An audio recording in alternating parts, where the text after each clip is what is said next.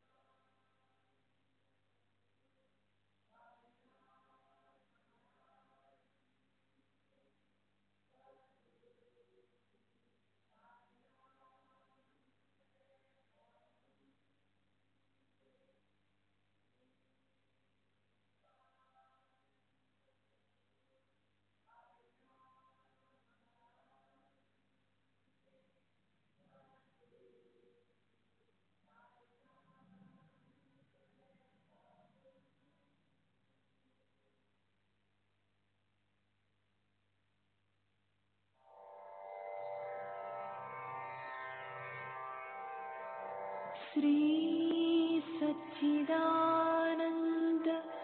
सद्गुरु साईनाथ महाराज की जय। सद्गुरु श्री साईनाथुनि शरद बाबूजी की जय। సాయి వంటి దైవంబు లేడోయి లేడోయి, ప్రజలందరి నోట సాయి నామం పలకాలి, సర్వత్రా సాయి రూపం రంజిల్లాలి, ముజ్జగాలు సాయి మహిమతో ముప్పిరిగొనాలి. సాయి పదరవళులు మన హృదయ కుహరంలోని నిశ్శబ్ద నిశీధిలో ప్రతిధ్వనించాలి. ప్రణవనాద వీచికల్లా సాయి జ్ఞాన సౌరభాలు సర్వత్రా వ్యాపించాలి. ఆ సుజ్ఞాన సౌరభాల ఆస్వాదనలో మన మనసులు మత్తెక్కాలి. సాయి ప్రేమామృత ధారలు అంతటా నిరంతరం వర్షించాలి. ఆ ప్రేమామృత ధారలలో తడుస్తూ, ఆ జ్ఞాన సౌరభాల మత్తులో ఆనందంగా నర్తిస్తూ, సాయి వంటి దైవంబు లేడోయి లేడోయి అని అందరూ ఏకకంఠంతో గానం చేయాలి. అదే నా ఆశ, ఆశయం, ఆకాంక్ష. అదొక మధుర స్వప్నం. ఆ స్వప్న సాఫల్యం కోసం శ్రీ సాయినాథుని అనన్య ప్రేమతో, ఆర్ద్రతతో ప్రార్థించటమే మనం చేయగలిగింది, చేయవలసింది. శ్రీ బాబూజీ.